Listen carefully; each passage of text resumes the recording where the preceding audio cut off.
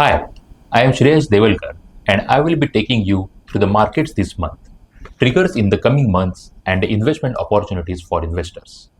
Globally, equities remained buoyant in the September, fueled by expectations of interest rate cuts from the US Federal Reserve in its September monetary policy meeting. Indeed, the Fed lowered interest rates by 50 basis points to 4.75%, the first rate cut since 2020. The Fed's decision was driven by a sign of cooling inflation and a desire to support economic growth, particularly as the labor market stabilizes and wage pressure eases. With this, the Fed has been the last to lower interest rate.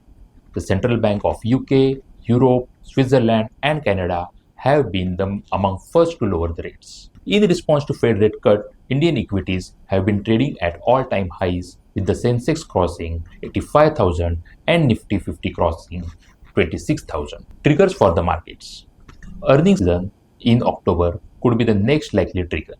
Looking ahead, slowing global growth, interest rate cut in India, the outcome of US presidential election, and global geopolitics are the event to look out for. Investment opportunities for investors. The ongoing rally has encompassed all sectors of the economy, from investments, consumption, and exports.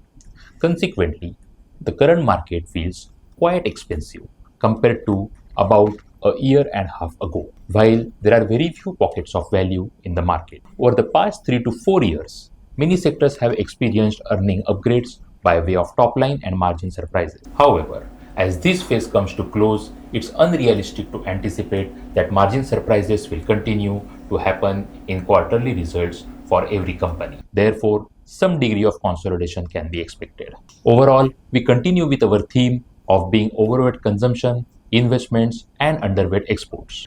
But during the last few months, we have reduced our exposure to some of the most expensive part of the market, like the industrial segment, while increasing our exposure to the pharma sector. We have increased exposure to the consumption basket as well.